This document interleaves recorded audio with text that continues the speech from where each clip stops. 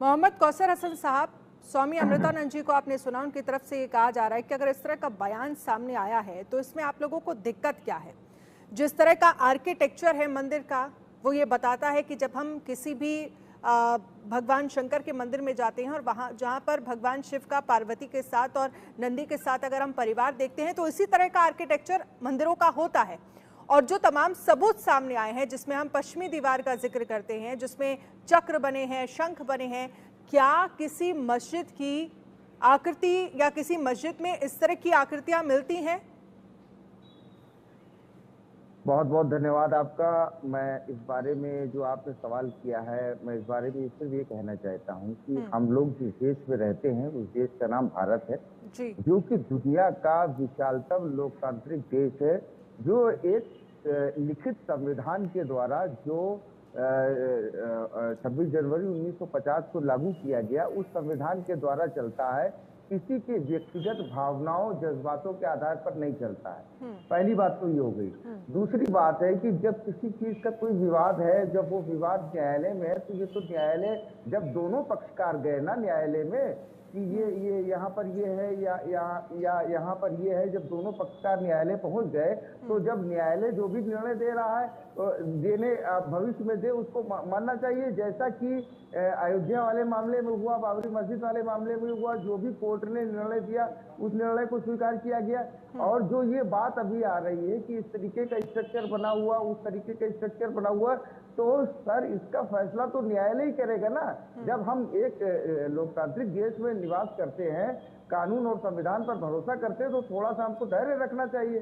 दूसरी बात जो यहाँ पर ये आ रही है, इस पे गंगा जमुनी तहजीब पर कौन सा फर्क पड़ता है कि अगर कोई विवाद दो भाइयों में संपत्ति का विवाद हो जाता है और वो कोर्ट में चला जाता है और 50 साल दीवानी का मुकदमा चलता है, तो क्या वो भाइयों के संबंध समाप्त हो जाते हैं? ये तो बेकार की बातें हैं कि मतलब जो है वो इस पर ऐसा होना चाहिए, इस पर ऐसा होना चाहिए। कहीं कोई बात नहीं है, ये न्यायालय की बात है। जो न्यायालय निर्णय देगा वो निर्णय मान्य होगा। कल भी हम भाई थे, आज भी हम आप कौन सा ऐसा प्रभाव पड़ रहा है।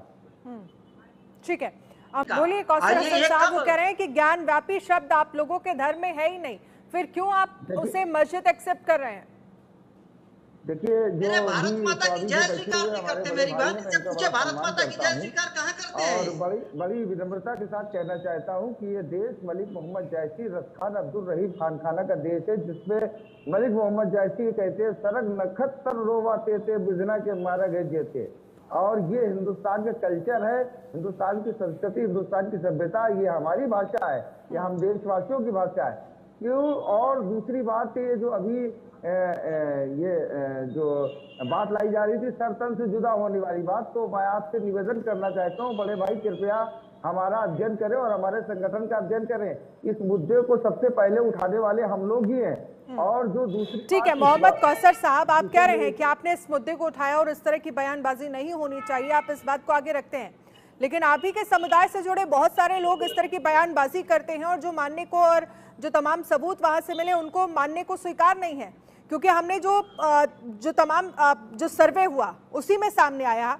आप जब बेसमेंट की बात करते हैं, नीचे जब हम बेसमेंट में जाते हैं तो वहाँ छोटे छोटे मंदिर मिलते हैं, वहाँ पर गणेश लक्ष्मी की टूटी हुई मूर्तियाँ मिलती हैं, वहाँ पर शंख मिलते हैं, वहाँ पर गदा बना हुआ मिलता है, वहाँ पर चक्र बना मिलता है। फिर पश्चिम की दीवार की जब हम बात करते हैं, ये तमाम सबूत किस तरफ इशारा कर रहे हैं? क्या इसे झुटलाया जा रहा है?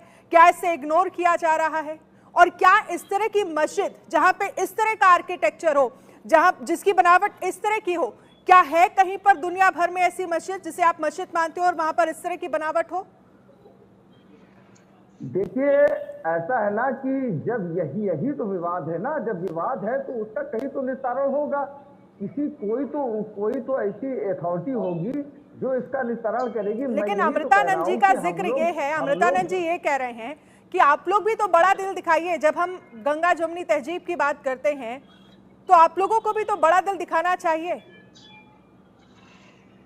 तो जब आप भावनाओं से जुड़े होने की बात करते हैं, नहीं, मैं आपके प्रश्न को समझ नहीं पा रहा हूँ, क्योंकि आपने कई एक प्रश्न एक साथ कर लिए हैं और मैं उत्तर सभी जो को मेरा देना पहला चाहता सवाल हूं, है, लेकिन मेरा मैं पहला आपके जो प्रश्न को सवाल है, समझ नहीं पा रहा क्या जिस तरह की ज्ञानवापी, आप जिसे मस्जिद कहते हैं, ज्ञानवापी परिसर से जिस तरह के सबूत मिले थे, जो आकृतियां, जो चिन्ह वहां पर मिले थे, उस तरह की मस्जिद दुनिया भर में या भारत में कहीं पर है?